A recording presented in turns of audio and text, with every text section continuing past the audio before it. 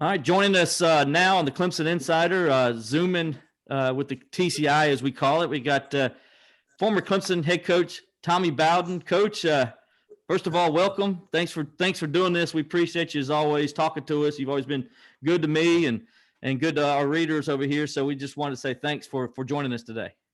And thanks for having me. It's a cloudy day down in the Panhandle of Florida. That's what I was going to ask you, man. What are you doing these days, Coach? Well, after I got through with coaching, I did TV for about 9 years, and then been doing mostly faith-based speaking.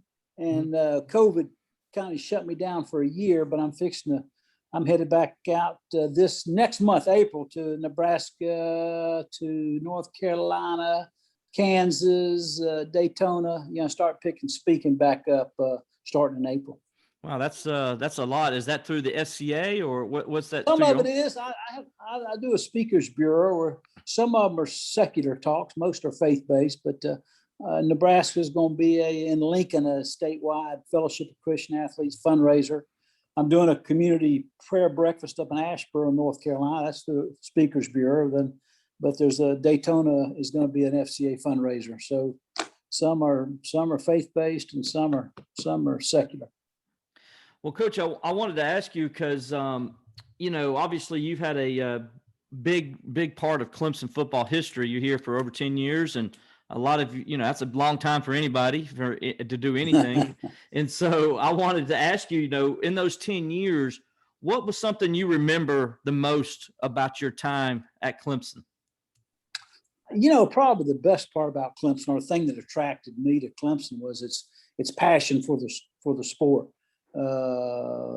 That can also be a curse because expectations are high, but that's what you want. You want a place that's passionate, a place that cares, where the expectations are high. And that would be probably the fan base would be the thing that one of the things I remember the most about that place. What is it about the Clemson fan base that's different? I would imagine because you coached a lot of football and been to a lot of places. I'd imagine they're up there with the best of the best. Well, they are, and that's what attracted me. That's I was fortunate to be born in Birmingham, Alabama, and to coach at both of those schools, Alabama and Auburn, where both of them are passionate about it.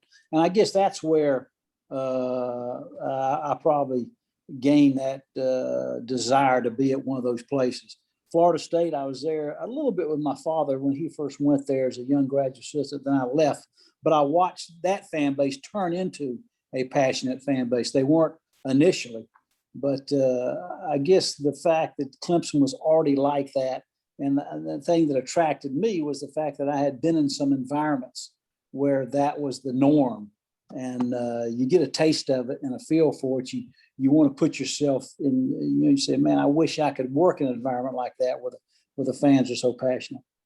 Yeah. Speaking of that, you mentioned your dad. How's Bobby doing and these days and all? I imagine he's still trying to do I know he had COVID last year. How did he recover from that? And how's he doing? He recovered from COVID, but 91 is 91. I was over in Tallahassee a couple of weeks ago, and walking's a little harder, and getting around and getting up out of your chair is a little bit harder.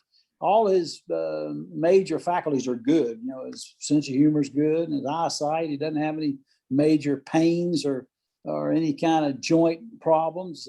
It's just being 91. That's the issue. So, but after COVID, he backed that up with pneumonia right after. And for a 90-year-old, that really drains you. But he's recovered well from that. He's just getting old. Well, if anybody could do it, it's your dad, man. The stuff, what he went through as a kid and things of that nature. Oh, yeah. Everybody who knows the story knows it well. He's always been a fighter, right? Yeah, he really has. And like you said, he had rheumatic fever when he was 13. They didn't think he'd live very long, and stayed in bed for a year. And then he was a diabetic, and he's got blood leukemia, and he's got prostate cancer. He's got all that. Then all of a sudden you throw COVID on top of it and pneumonia. That's why he got the nickname Lazarus, coming back from the dead. Can't hardly keep him down. I wanted to mention your brother was here for a couple of years. Now he's down at Louisiana Monroe, right? Correct, yeah. And so Terry was here for a couple of years under Coach Swinney and all. How did all that transpire, and your thoughts on that, and how did all that happen where he ended up getting with Coach Swinney and all that stuff? Well, he wanted to get on a place, a high caliber place where he could learn something. Gosh, he was a head coach at such an early age. He's been a head coach his whole life. But, I think the really good coaches are always in a position where they put themselves in a position to learn and absorb as much as they can and don't mind evaluating themselves and see what they can do better. And Terry had a lot of success, but Dabo was fortunate enough to went up there to watch spring ball and let him stay around. He really wasn't a paid analyst like they have so many of them nowadays. He had to pay his own way to school and he had to take classes. He's got his law degree, got a business degree and got a law degree, but he had to go back and he didn't actually attend physical class. He had everything now is done computer.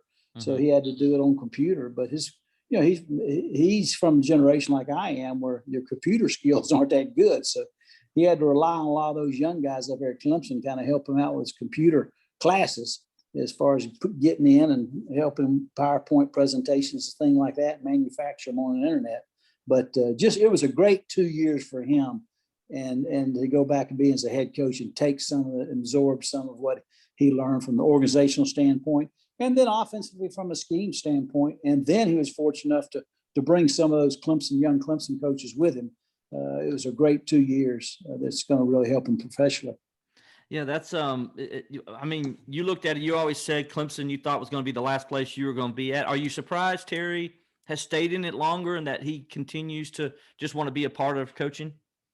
Well, everybody's a little bit different. My father's chemistry and staying on or his desire, staying until he was 80 years old. Mm-hmm. I never had that desire. Mine was, for some reason, and I don't know, you might have been there that day, I used to meet us after practice and people say, well, how long you going to be here? And I'd been here for a couple of years. I said, I think about 10 more years and about 55, 56. And my father called me. I'd seen that. He called me and said, listen, you better be careful about saying you'll be somewhere 55. I'm going to retire in 5 years because they'll use that in your recruiting. So I stopped saying it, but I'd always thought that I would coach to mid-50s was my desire. I left at 54. I had just signed that 7-year contract. Mm-hmm. In the back of my mind, I said, if I can put me about 4 of these 7 years in, maybe 56, 57, that'll probably, that's just what I'd like the faith-based speaking, want to check out the TV venue, so in the back of my mind, I thought I would stay there till mid-50s, and we just, the administration had a little bit different idea. we like that 57. We think it might need to be 54 instead of 57. So I ended a little early, but had a great run. Well, that's the nature of the business, isn't it, Coach? I mean, that's kind of what it's like. I mean, that's happened. Sure, Coach Paterno would have liked to end his career different. And my father, Florida State, would have liked to end it different. Mac Brown at Texas would have liked to end it different. And surely I would have liked to end it different. But this is a profession where sometimes you don't get to make that decision. Mm-hmm. But it's a great profession regardless. And you were around coaching your whole life. Obviously your dad being the legendary coach he was and being a part of his staffs and playing for him and things of that nature. From what you know now and you mentioned a little bit about when Terry was up here with Dabo and how things have changed. When you look at the overall coaching, how much has the coaching profession changed in college football? Well, it's changed. I tell you what, Will, the biggest thing I think is transfer portal, where players can jump out and test the market.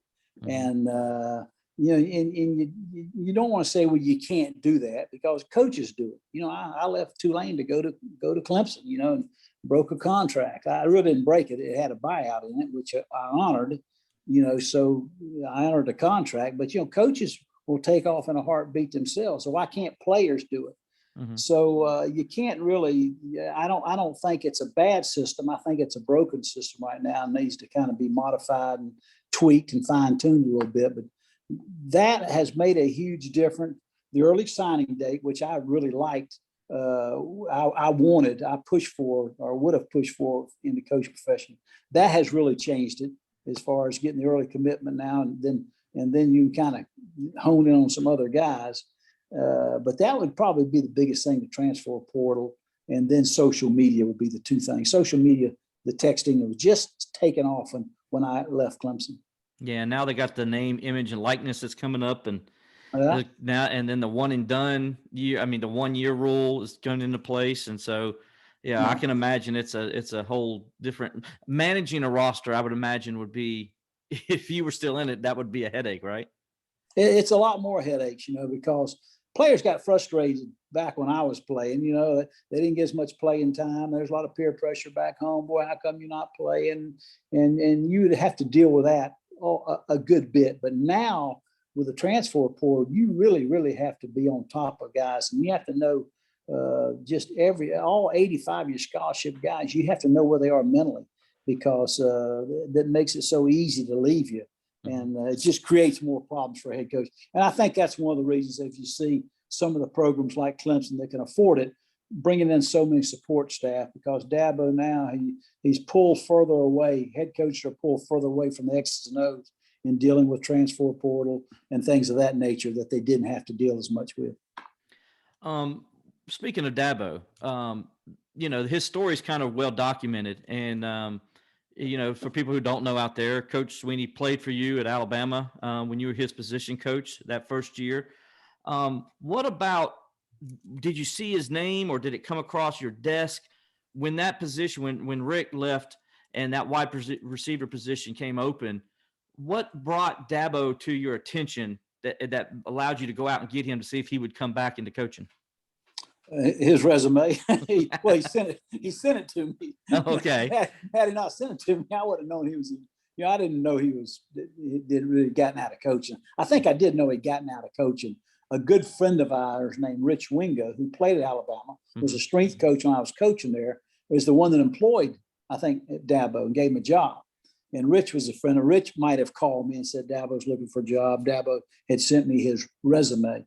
And at that time in my career, I think that the longer you are in coaching, you realize how important that, players are. It's not that they never were important, but, you get a coach.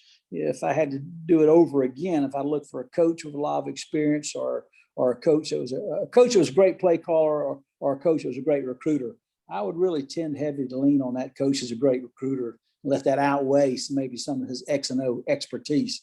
And Dabo had a very impressive recruiting resume. And the only other guy I interviewed was another walk-on wide receiver that played with Dabo. They both walked on, and he was in coaching, maybe a little bit better X and O guy, but not as good a recruiter. So it's not that Dabo's not a good X and O guy, but his recruiting expertise at that particular time was really, really well known. And that's what kind of threw him over the hump. What makes Dabo such a good recruiter, Coach? What is it that makes him different than most guys? I think he has the ability to be sincere with players. Coaching, you go in one recruit's home, and boy, you're the best tailback I got to have. You're number one on my list. Going to the next guy's home right down the road, you're the number one guy. I got to have you. You got to recruit 4 tailbacks to get one, because if you're recruiting the right guys, you're not going to get them all. Mm-hmm. But some guys have the ability to really be sincere, and you make the player feel like he is the most important guy that you're recruiting. That he can go in the next guy's home and make that guy feel like he's the most important guy. The program can't survive without him. And then there's that personal relationship where he's going to take care of you. So I think it's his ability to have there's a sincere passion he has about you and you only. Then he goes to the next guy's home 20 minutes later and makes that guy feel the same way. And that's a unique skill and talent. We talk about Dabo's ability to recruit. The most famous story, obviously, is the C.J. Spiller story, right? And I've heard Dabo's version. I've heard C.J.'s version. I love to hear your version, because there's one part of the story where Dabo told us that y'all thought you had C.J. and he was going to commit, and he didn't commit to you that day when you went down there to close the deal. And you walk out and Dabo said something like, "I thought you said he was going to commit." Can you tell me the story and all that? Well, that's pretty much true, because at that time we were recruiting the number one running back in Mississippi, then a Sims from Florida, who was, I think, one of the top running backs in Florida, along with C.J. his brother had played at Florida State, Ernie Sims. I knew his dad, or not his dad played at Florida State, but we actually had a chance to get 3 great tailbacks. But CJ was number 1, and we were sitting there trying to juggle all 3 of them. But CJ was, we knew once we got him, when the other ones were going to go other places. The other 2 we thought we were going to get. So I needed to hear something. I was the only one to make the decision. Who are we going to take? The first one that commits, we're going to take, or are we going to wait on CJ? And I remember Dabo said, listen, he's going to come. Because Dabo, all of a sudden wanted to Mississippi. If I take his commitment, it might scare CJ off. He said, hey, well, they've got their tailback, then I'll go somewhere else. So I'm sitting there trying to hold these other guys off. So I need some kind of good news, or I take one of these other commitments. He said, listen, he's coming. He told me he's going to come. He's going to tell you tonight that he's coming. So I'm kind of excited. We go in there, his mother, and of course we eat, and we're a big, about 3-hour meeting. There's several people there, and the conversation that CJ has plenty of opportunities to tell me, just give me some kind of signal that he's coming, and he never did. So we all walked out, me and CJ and Dabo, and so I think I might have walked out first, and Dabo and CJ might be saying something to his mother before he comes out. Say, he didn't tell me anything, Dabo. Get something out of it. So they came out, and CJ would not tell me. And Dabo pulled him, I think, over to the other side of the car out the driveway. And he told Dabo again. But I think out of respect for his mother, and told his mother that she would be the first one, he wasn't going to tell everybody else. I think out of respect and honor for her, that he would not say it. And he didn't. But I got on that plane, about rang Dabo's neck. I hope you feel better than I do. He sure didn't say anything to me. And then that signing night, and then Florida State coach was talking to us. They thought they were going to get him. Of course, Florida thought they were going to get him. Florida State coach called me about 12 o'clock on Tuesday night. Said a white Cadillac came by and picked up CJ at his house with Tim Tebow and Spikes, I think's the linebacker. I'm not sure. So I said, oh man, wait a minute, what is going on? Because we really came close to going to Florida. So I was nervous about 2 or 3 in the morning, making phone calls, and he wasn't going to sign till 1 o'clock. I think 1 o'clock on TV. So last thing I know, he's in a white Cadillac with Tim Tebow and somebody else taking off going for a ride. So that doesn't sound good, but that's just one of the many stories that happened on signing day. And then he also, if I'm not mistaken, didn't he visit your dad like the weekend before? And usually when your dad's the last one to close, he closes. Oh, yeah. Well, he wore number 28 for Warwick Dunn. And that was his, that's the guy he kind of envied growing up. And that was his jersey number. And of course, Florida State that particular time, they're getting about who they wanted. So, oh yeah, that always scared you, that trip. And then the Urban Meyer, Florida, 40 miles away. That one always scared you, because they really had his mother. His mother, who you want? You want to try to get the mother, since she has to sign. You want to try to get the boy. You want to try to get the high school coach. Try to get your dad. You got to have an ally. And Florida got the mother, and we got the boy. CJ's a better player than his mother. And it turned out to be so. Oh yeah. But I don't know if you remember, after that first year, he about left, and he was driving back from Gainesville from his home in Lake Butler, Union County, to tell me he was leaving. And I got word of it. Some reporter out there in Arizona called me. Florida was playing national championship. Man, was that a conversation we had with him, to keep him there. Transfer portal, he might have been gone if they had a transfer portal. Yeah, well, glad that didn't happen. Obviously, all Clemson people are, right? Speaking of Urban Meyer, he told a great story that he didn't really, the first time after he got out of coaching and he was at Clemson, and he said he finally learned why he didn't get CJ Spiller. And it was a great story, because he says that when he went into his meeting room, and who was the longtime coach that was at Florida, the defensive coordinator that I'm thinking of? Oh man, not Zook, is it? No, not Zook. They had a guy. Oh, Bates, man. Stoops. It's not Stoops. Not Stoops. Man, Guy, my mind's Jim going blank. Yeah, I'm not sure at Florida a long time. He was also at South Carolina too before he was at Florida.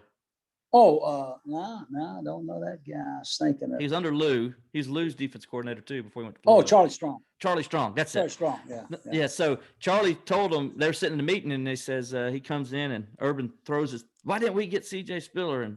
And Charlie says, he says, I can't believe he went to Clemson. Why would he pick Clemson over us? And he says, Coach, you've never been to Clemson, have you? No, that's.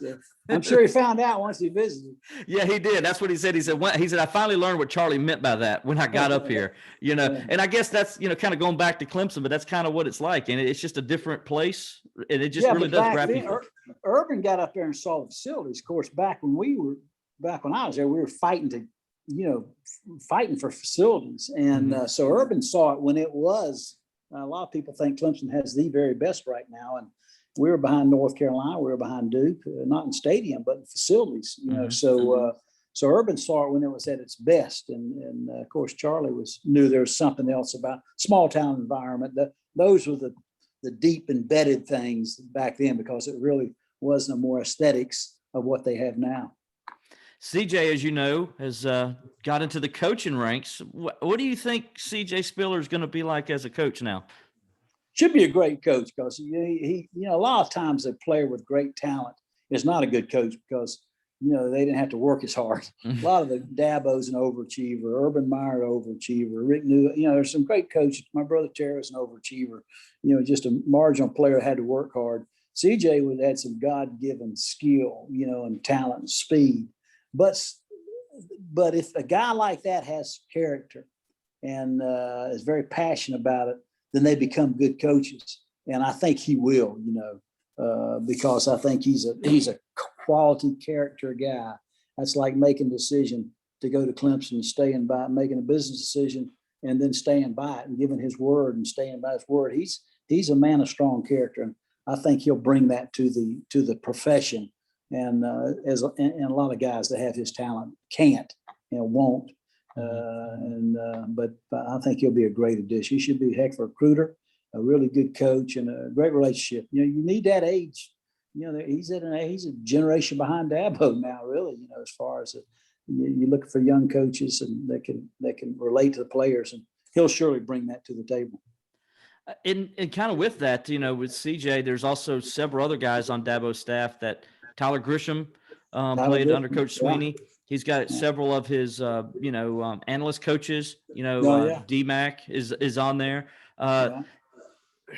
Is that what makes what they're doing at Clemson kind of unique and special? Is that Dabo's kind of making it that family feel where it's like, you're getting guys, I guess, that love Clemson, that played for Clemson, understand Clemson, and that maybe helps recruiting and it helps that continuity on the staff? Well, it's good. Number one, they made a commitment to Clemson, back when they were in high school, and they threw everything they had into the boat and committed to the program for 4 or 5 years. And it's good that Dabo and Clemson will reward them for that by giving them a chance professionally.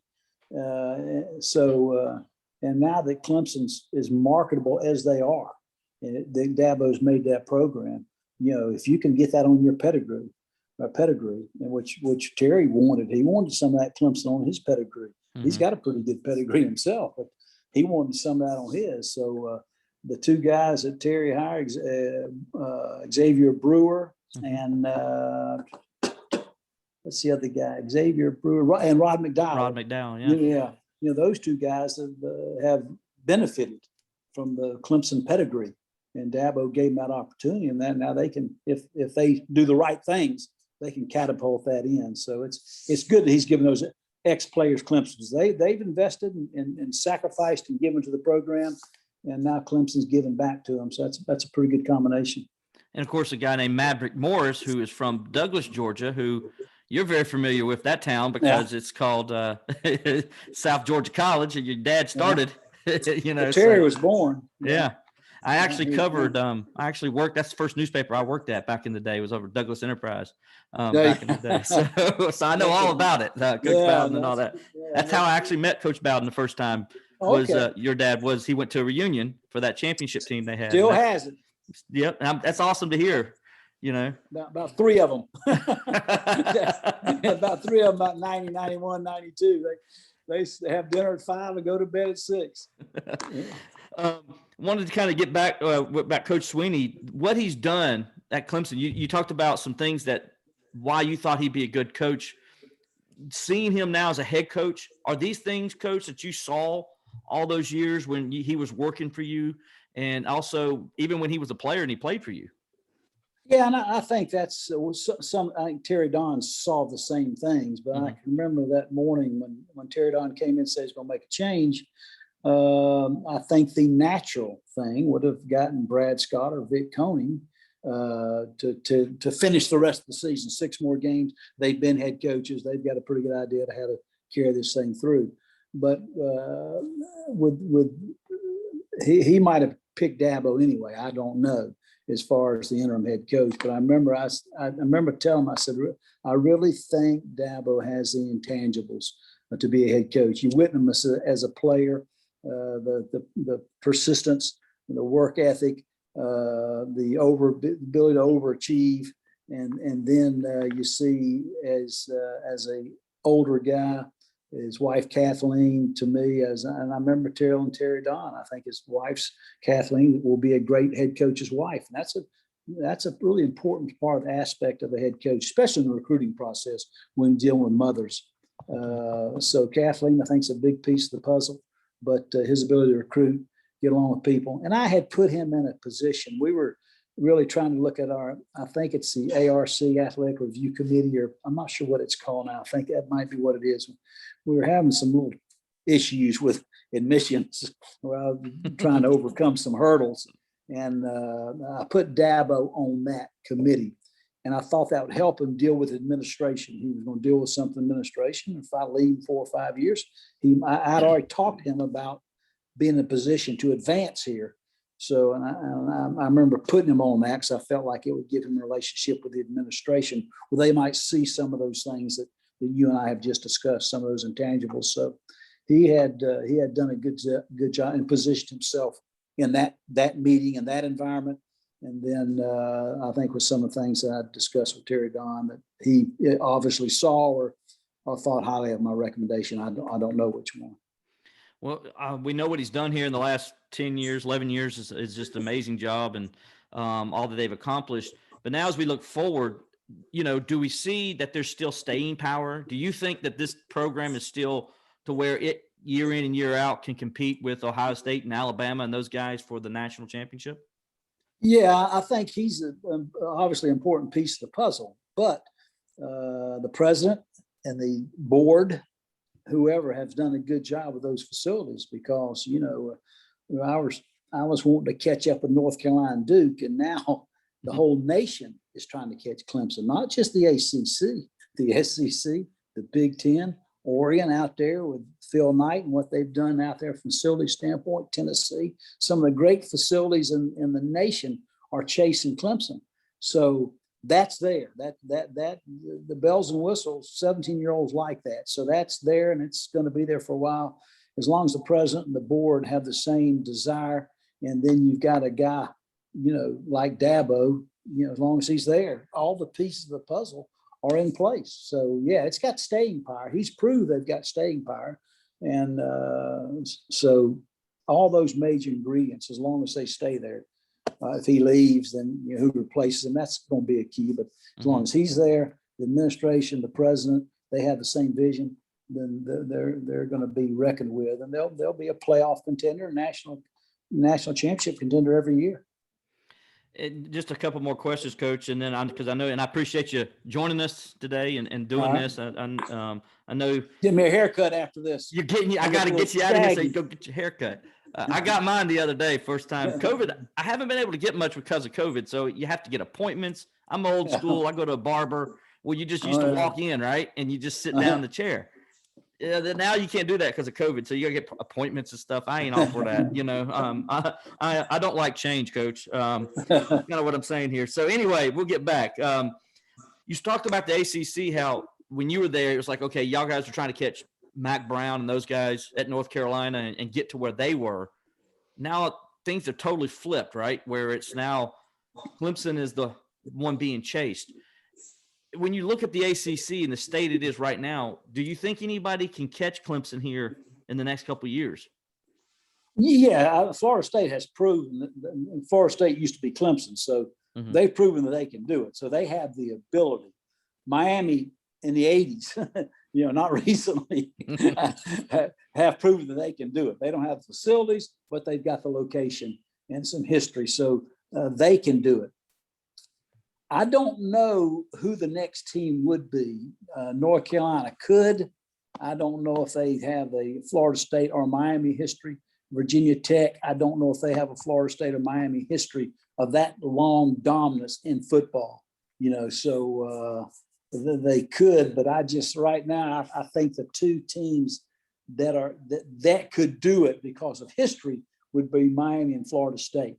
Right now, with those two new head coaches, I don't know if either, that's just, you don't know if they're going to be able to do it, but and North Carolina, Mac Brown, I think he's done a great job, but they'll get close. But he's more or less at the end of his career, not at the beginning. How long he's going to stay is always going to be a question mark, and he's going to battle that age thing in recruiting, for a while. So, but I see those as the only two problems. I don't see any of the Boston colleges or the Pitts or the certain Louisvilles or those teams being able to do what Clemson's done. When you look at this team now, obviously Clemson lost Travis Etienne. They lost Trevor Lawrence. They lost a couple other guys, but they bring back, a good bit on defense where they're pretty much almost bringing almost everybody back. I think almost everybody that's a starter is back except one guy that had started at least 3 games last year. So that seems to be a pretty strong thing. And then on offense, they did get a quarterback, as you probably saw during the course of the season, that got some playing time because Trevor got COVID. How big of a deal is that for, put on your coaching hat here? How big of a deal is that a guy like DJ Uiagalelei got that 2 games in and started and played, and where one he came from behind to help him win, and the second was a big game at Notre Dame? Yeah, I think that's huge. He's talented, number one. And Trevor Lawrence really didn't need that. He didn't need those 2 games, DJ, and I doubt DJ would have needed that. So I think it can only make him better. Those are 2 really, really talented players, Trevor and DJ. And like I said, Trevor really didn't have that kind of kickstart like DJ did. I only think that will help put DJ ahead of the curve a little bit more. So there are no negatives. He's so talented as it is. It can only benefit an already super talented young player. So there's no negatives. How excited are you? I know you're a college football fan like the rest of us. So how excited are you to watch the first game of the year is going to be Clemson, Georgia? You know all about the Georgia matchup and how important that is to Clemson people. How excited are you about to watch this game, knowing that both these teams are going to be top 5 teams and they're going to kind of set the bar for what the national scene is going to be? It's from a fan standpoint now, you get to watch. It's great watching the game. It'll be a great game to watch. But, from a coaching perspective, man, one of the great things about opening up with Georgia from Clemson standpoint or vice versa, Georgia, man, you don't have to get your players' attention. You don't have to coax them into practices and 2-a-days in August, the monotony of that. You get their attention right off the bat. So it really helps you from a coaching perspective. So from the old coaching hat, you put that on, man, that's really a plus for you preparing your team. But from a fan standpoint, it's just a great game to watch. And if you've got any kind of east of the Mississippi or maybe south of the Mason-Dixon, that little southeast area, more about the history of the Georgia-Clemson game. Those fans are really going to be excited about it. That little pocket of the United States that's called the Southeast, Clemson, Georgia matchup day one is, it'll be a great day. All right, Coach, man, I appreciate your time. I know you got to get a haircut. I don't want Miss Linda getting on to me because you didn't get your haircut today. I don't want to get you in trouble either. I'm going to let you roll, Coach, but I appreciate you joining us today, man, and all the best. And we'll be in touch as the season goes along and maybe get you to come on and talk a little Clemson and ACC football along the way. Hey, we'll do it again. Have a good day. Have a good week, good day. And as Ed or John would say, go Tigers. All right, Coach. Thanks, buddy. See you later, Will. See ya. All right.